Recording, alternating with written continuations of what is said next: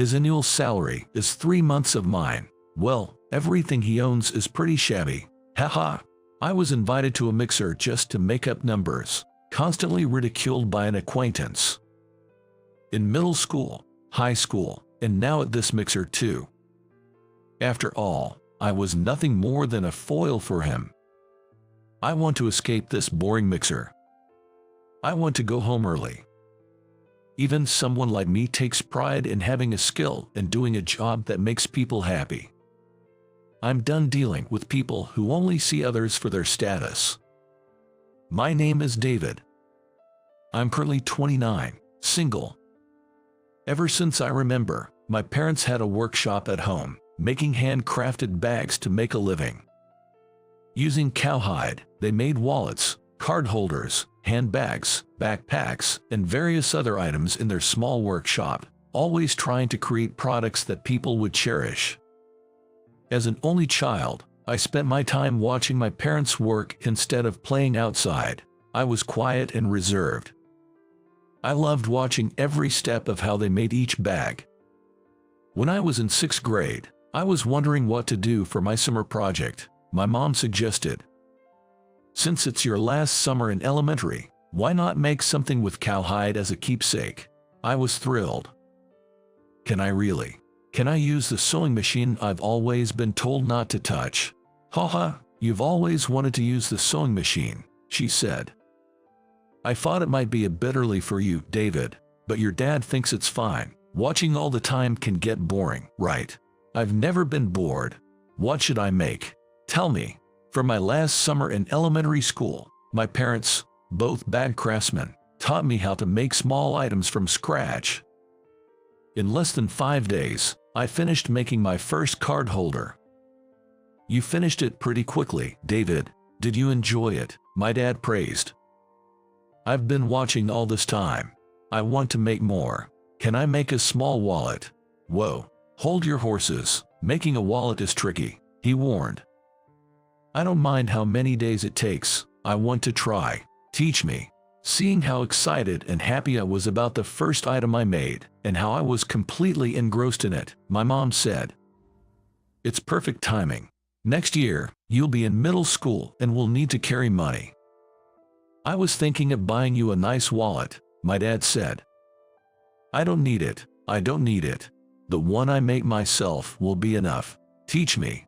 For my summer project, while my classmates did insect collections, puzzles of USA maps made from cardboard, and wooden dinosaurs and pagodas, I submitted my handmade card holder and small wallet. I wrote that my goal was to use them carefully when I started middle school, with the card holder taking 5 days and the small wallet 18 days to make. As a result, I was awarded the best work in school for the first time, and I rushed home to tell my parents. "You see, you can do it, David. That's my boy. Good for you," my dad said. "Your first self-made item won the best work in school. The teachers must have recognized your effort," my mom added. "It's a great memory for your last summer in elementary. Why don't you help out in the workshop sometimes?" I want to help. I want to learn all sorts of things. Throughout middle and high school, I cherished and used my self-made card holder and wallet until they were worn out. Surely they've reached their limit. It's good to take care of things, but this is a bit much. "Here, I made you a new wallet," my dad said, giving me a new long wallet. "What's this? It's so cool. Amazing. Thanks, Dad." The craftsmanship was on another level. I wanted to take it apart just to see how it was made. When I started college, I began using the new wallet. A unique, warm creation from my dad. But in my sophomore year of college, my kind dad suddenly passed away. I dropped out of college and started my life anew as a bag craftsman, learning the family business from my mom. A few years after I started working in the workshop, a regular customer who sometimes visited to buy products came along. He worked at a nearby publishing company. His name was Sean. Finding out we were the same age, we got along well and became friends outside of business. Sean, intrigued by the demeanor of my mom and me working in the workshop, would come to watch us. Today, I brought some cream puffs from Moon Bakery. They're really delicious. Please have some with your mom. Occasionally, he would bring snacks and seemed to enjoy talking to me. And since he would buy products we made in the workshop, he was a much appreciated presence. We've been acquainted for over 5 years now. Out of the blue, Sean brought up this topic to me. David, are you interested in mixers? No, I've only been invited 2 or 3 times during college. I'm not really good with such settings because of my personality. It's tough, but I need someone to fill in. Could you come? I'll probably bring down the mood, you know, despite the kind invitation. It's okay. I'll handle it. Don't worry. Unable to refuse properly due to our important customer relationship, I ended up participating in a mixer I was uncomfortable with. The setup was 5 men and 5 women. And it was happening in just 5 days. Conveniently, it turned out to be a mixer with a perfect group of 5s. Mixer, here I go. For me, it was a sudden and overwhelming situation. But I thought, it's Sean's first favor, and I've been indebted to him. I should cooperate and give him face. The day of the mixer arrived. The meeting place was set for 5 p.m., starting with just the men at the meeting spot of the station, and then joining the women at 6 p.m. at an Italian bar on the sunshine side of the station's east exit. As I was preparing my hair and outfit at home to be presentable, I received a call on my cell phone. David, sorry, I suddenly got stuck with an unavoidable job. Without you, I won't be able to talk to anyone. It should be fine. I've arranged for someone to replace me. Just go to the meeting spot at the station. No, how is that okay? Sorry, got another call, gotta hang up. A mixer without the organizer. Plus, I'm not good with the atmosphere of mixers or talking to people. All strangers, it's completely away game. Let's finish this quickly and go home.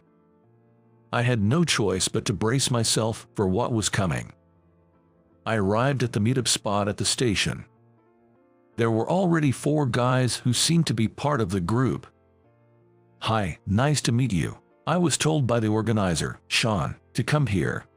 Aren't you David by any chance? Kyle. Wow, I can't believe we're meeting here. I was the one Sean asked to organize this. Man, it's been a while, hasn't it, since we graduated from high school. Among the guys at the mixer, there was Kyle, whom I knew from middle and high school. Back then, I was often teased by him and his group. Contrary to my inconspicuous self, he was a standout, excellent in academics. He was popular in the class. Honestly, he was someone I wanted to keep my distance from, but he always came up to me, spoke ill of me behind my back, lowering my reputation, and would show off his grades by comparing our report cards. He started introducing me to the other 3 guys, mentioning, this guy, David, used his same old, shabby wallet and pass holder from middle and high school. Man, it was embarrassing. What was it? When did you get it? It wasn't something I got. I made it myself for a summer project in the elementary school. Right. It was for a summer project in elementary school. Haha, David, you were really something. What about college after that? The other 3 guys looked at me with a smirk. I went to art school but dropped out.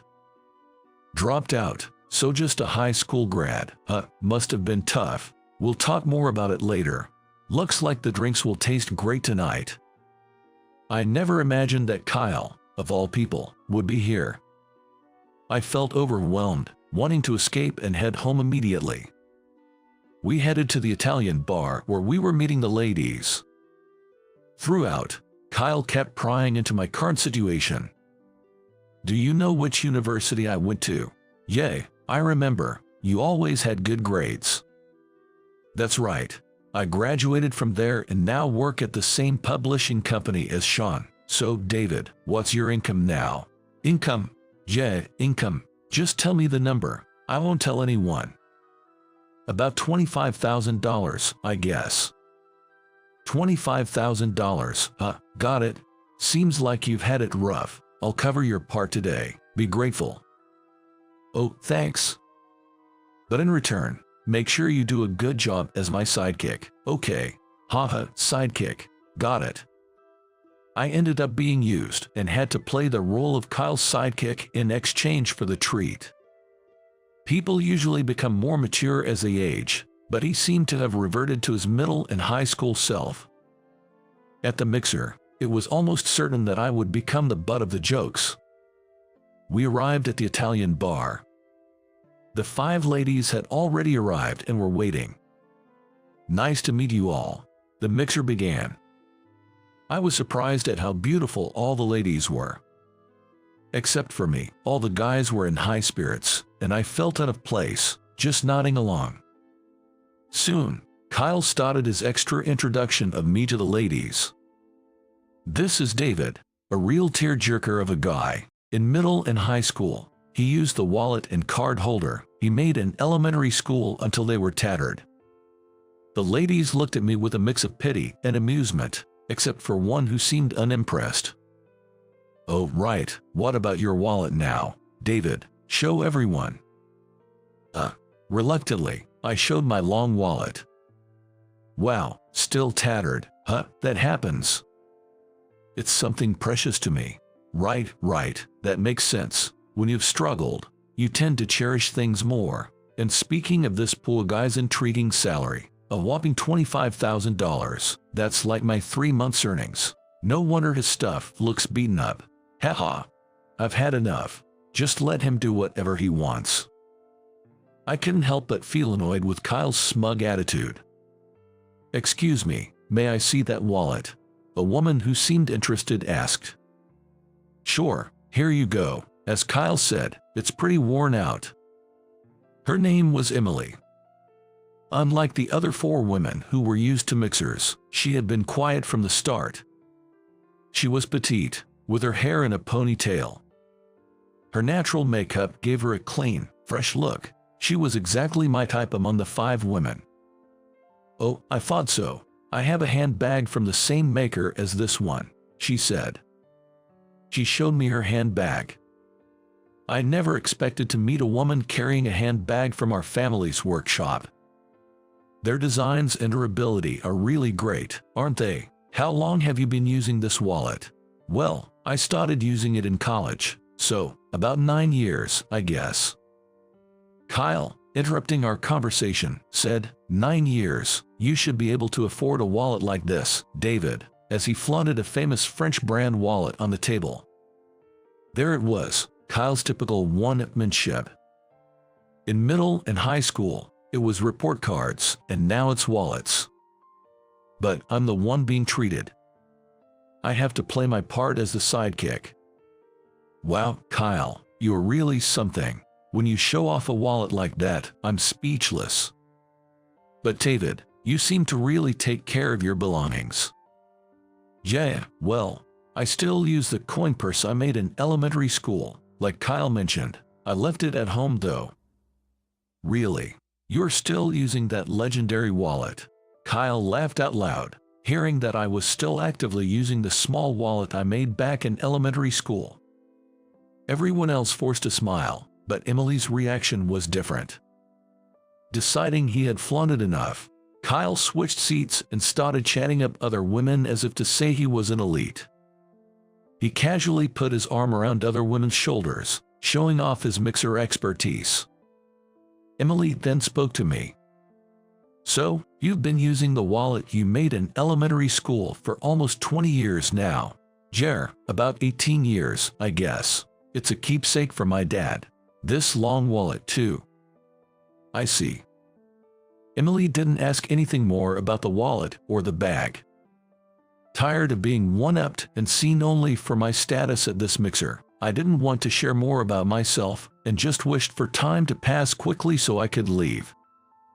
As the first part of the evening was drawing to a close, a staff member from the Italian bar told me, "Your ride is here." Your ride, David, you leaving already? What a downer, Kyle said. Yeah, oh, please continue to enjoy your evening, everyone. I have some urgent work to attend to, so I'll be excusing myself, I said, standing up.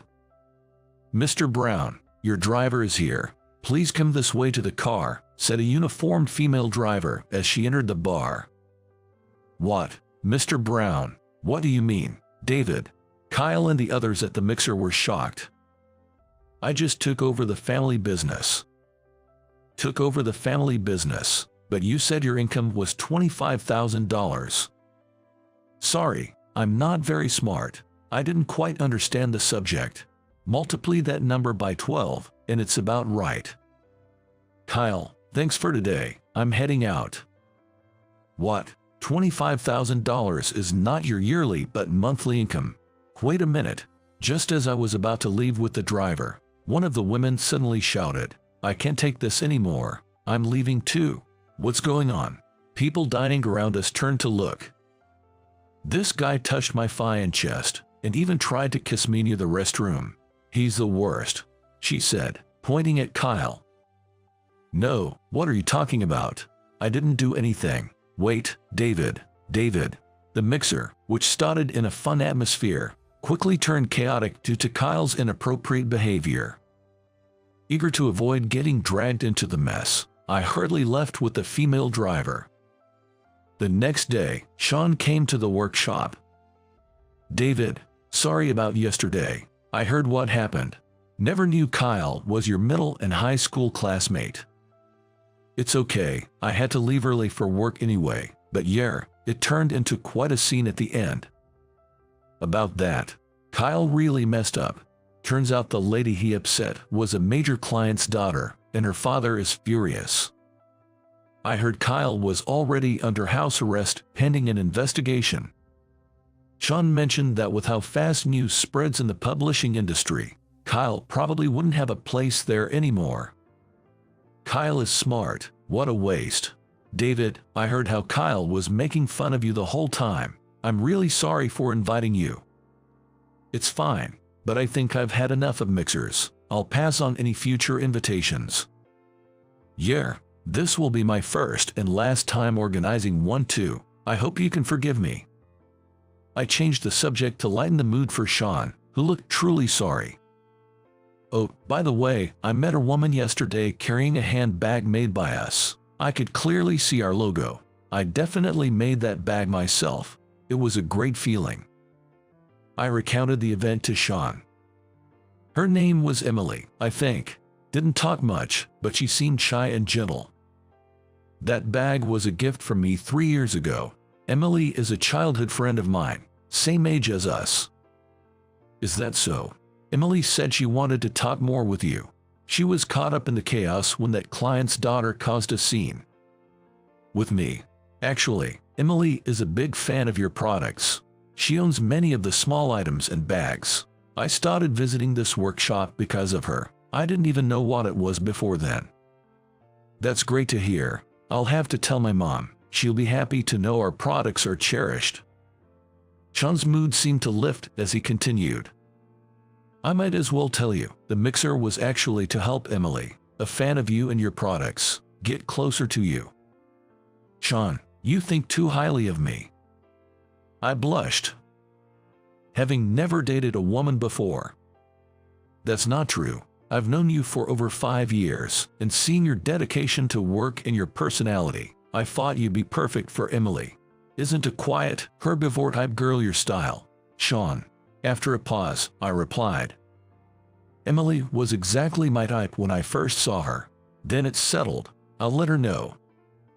That's how my relationship with Emily began. On our first date, she said, I have something I want you to see. This. To my surprise, she showed me a light pink long wallet, a color variant of my black one. It had our logo and the stamp my father had made. My wallet was worn out from daily use, but Emily's was like new, cherished, and used only on special occasions. It was a gift from her parents to celebrate her college admission. She had become a fan of our products and occasionally visited our workshop to buy bags and accessories. This was undoubtedly made by my father, who passed away 9 years ago. Look, my wallet has his stamp too. The design and craftsmanship are identical, just different colors. I even wanted to take this wallet apart to see how it was made. Haha, it would be a shame to dismantle such a special gift. But it's nice that we both use these wallets as a pair. I'm sure my dad in heaven would be happy to see this. It felt like fate that I would see a wallet made by my late father being used as a pair like this. This wallet has helped me a lot. Depending on the color, it's believed to attract work and wealth. It's been a charm for my mom and me to spread our products to the world.